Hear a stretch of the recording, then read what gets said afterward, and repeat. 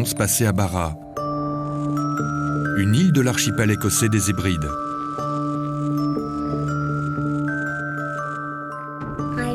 Je vivais dans une maison blanche avec ma mère, mon père et mes 3 frères et sœurs.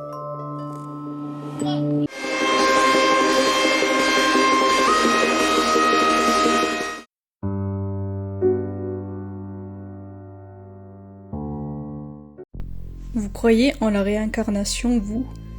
Beaucoup d'enfants dans le monde entier disent se souvenir d'une vie antérieure.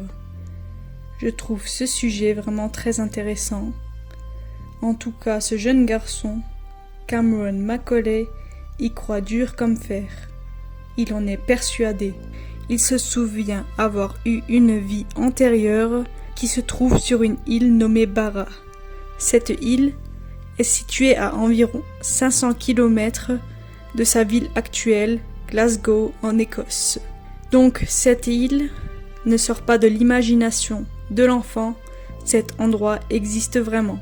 C'est justement ça qui rend ce cas si intéressant. À la fin de la vidéo, dites-moi ce que vous pensez de cette histoire. Commençons au début. En 2013, Norma Macaulay est mère célibataire. Elle vit à Glasgow avec ses 2 jeunes fils, Martin, 6 ans, et Cameron, 5 ans. Depuis que Cameron sait parler, il affirme avoir déjà vécu une autre vie avant l'actuelle. Il dit qu'il vivait à Barra sur une petite île. Il dit qu'il vivait avec ses parents, ses frères et sœurs, dans une maison blanche. Donc depuis ces 2 ans, Cameron raconte encore et encore la même histoire. C'est vrai qu'on peut se dire que Cameron invente une histoire. Pourtant, ses propos sont cohérents. Les détails restent toujours les mêmes. Quand les enfants inventent une histoire, la plupart du temps, ils ne se souviennent pas dans les moindres détails à chaque fois qu'ils la racontent. Et même les détails de l'histoire de Cameron sont de plus en plus précis pendant qu'il grandit. Par exemple, il raconte qu'il adorait jouer avec son chien et ses frères et sœurs sur la plage de Barra. Il se souvient également de la race du chien. Les souvenirs du jeune garçon sont très nets, clairs et réalistes. Il raconte aussi qu'il pouvait observer les avions atterrir sur la plage, ce qui est effectivement vrai, c'est possible à Barra. Comment aurait-il pu savoir cela sans avoir vécu sur l'île? Au début, sa mère n'écoutait que d'une oreille l'histoire que racontait son fils. Au fil des mois, elle commence à avoir des doutes. L'île de Barra, où il était censé vivre dans son autre vie, existe vraiment. Cameron et sa famille n'y ont pourtant jamais mis les pieds. Ils n'ont pas non plus de famille sur cette île. Barra est au large de la côte ouest de l'Écosse, à environ 500 km de Glasgow, la ville où vit Cameron. Pour l'atteindre, il faudrait environ 1 heure de vol. Barra est une minuscule île d'environ 1000 habitants qui y vivent en tout. Cameron se souvient que son père de Barra était décédé. Lorsqu'il parle de la mort de son père présumé, il y avait toujours une part d'émotion dans sa voix et dans ses yeux. Il disait que son père de Barra avait traversé la route sans regarder. Il s'était fait renverser. Personnellement, ça me fait vraiment peur qu'un garçon aurait pu inventer une histoire aussi horrible à l'âge de 5 ans. C'est bien à l'âge de 5 ans qu'il racontait ça. Vous imaginez, à 5 ans, on a peur de la mort, peut-être qu'on ne sait même pas ce que c'est. Pourtant, Cameron en parle comme quelque chose d'évident. Ce n'est pas tout. Cameron se souvient aussi du nom de son père sur l'île, Shane Robertson. Sa maman de Barra avait les cheveux longs, elle les a coupés. Pour Cameron, sa première maman était une femme très gentille. Son attachement pour celle-ci était tellement fort que Cameron souffrait de son absence. Évidemment, sa maman, entre guillemets, actuelle, était choquée. Elle ne savait même plus quoi lui répondre. Elle cherchait sans cesse une explication rationnelle. C'est une personne très ouverte, elle est persuadée que Cameron connaît Bara, mais elle ignore comment c'est possible.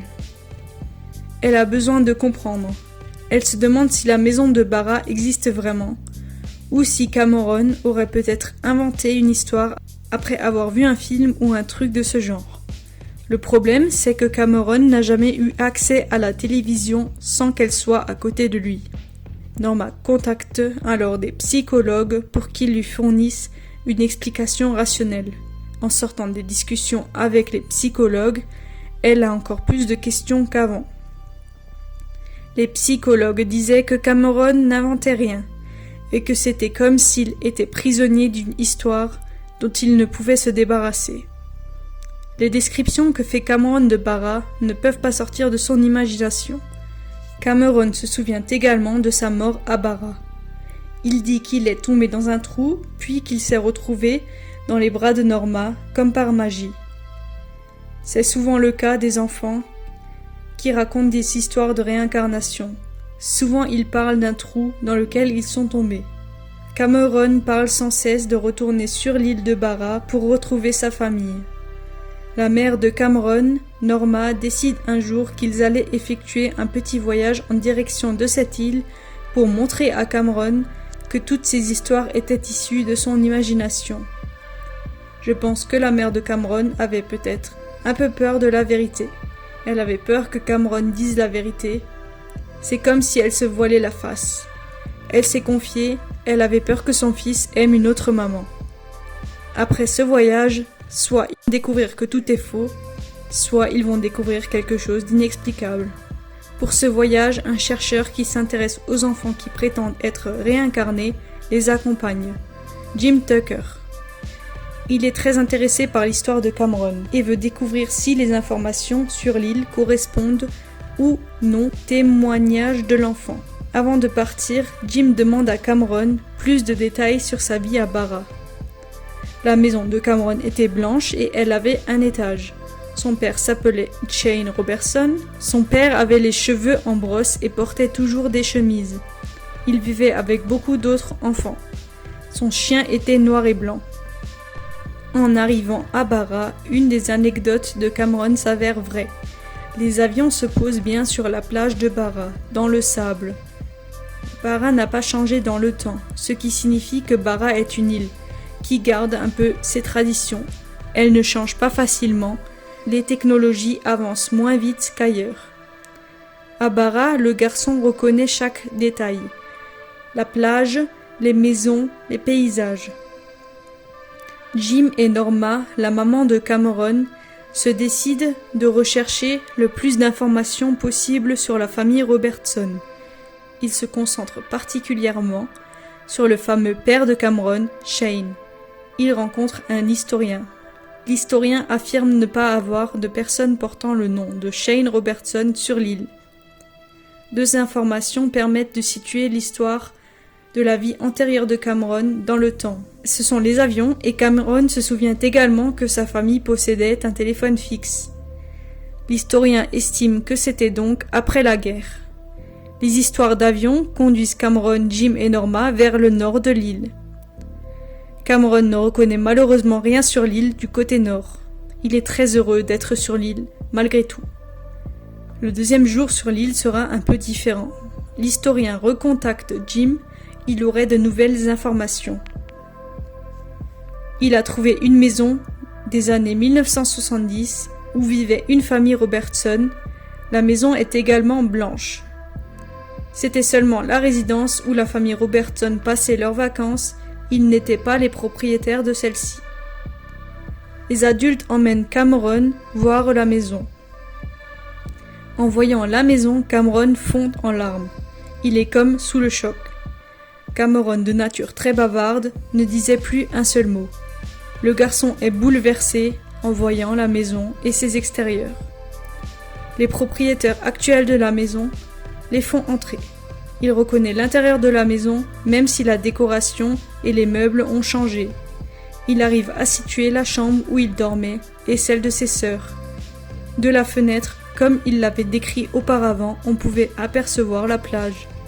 De retour à Glasgow, Norma et Jim vont voir un généalogiste pour retracer la famille Robertson de Barra. Il a découvert que les Robertson étaient originaires d'Écosse et qu'ils possédaient la Maison Blanche de Barra pendant 20 ans. Norma décide de contacter une femme de la famille des Robertson qui est toujours vivante et qui aurait vécu et passé des vacances à Barra à l'époque où Cameron y aurait vécu. Gilly Robertson. Cameron était très effrayé en rencontrant une personne qui pourrait être de sa famille de Barra. Gilly se souvient très bien du fameux chien noir et blanc décrit par Cameron. Elle a même des photos. Par contre, Gilly ne connaît aucun Chain. Et personne de sa famille n'a eu d'accident de voiture et aucun enfant de la famille n'est mort. Après, peut-être que le garçon mélange plusieurs vies antérieures. Beaucoup de souvenirs de Cameron correspondaient aux propos de Gilly, mais d'autres pas du tout. Je veux préciser qu'un enfant se souvient de choses mais peut très bien en inventer d'autres et en être convaincu. Finalement, Norma a entièrement confiance en les propos de son fils. En revenant de Barra, Cameron a arrêté de parler de son ancienne vie, comme s'il s'était débarrassé de ses souvenirs. Honnêtement, je trouve cette histoire très mystérieuse. On ne peut pas affirmer que tout cela est vrai. Je trouve qu'il y a quand même pas mal d'informations qui peuvent nous faire douter ou réfléchir à la réincarnation. Si ce n'est pas une réincarnation, alors comment vous expliquez tout cela? Comment se souvient-il du chien de la Maison Blanche? J'ai lu un article qui soulevait une hypothèse intéressante. L'article disait que Cameron, dans son ancienne vie, aurait peut-être pu être le chien de la famille Robertson. Ce qui explique que personne ne se souvienne d'un enfant mort dans la famille, ni du père renversé par une voiture. Ce serait donc le chien écrasé, renversé par une voiture et pas le père. Je ne sais pas exactement de quand date le voyage de Cameron à Barra. J'imagine que Cameron est aujourd'hui adulte ou encore adolescent.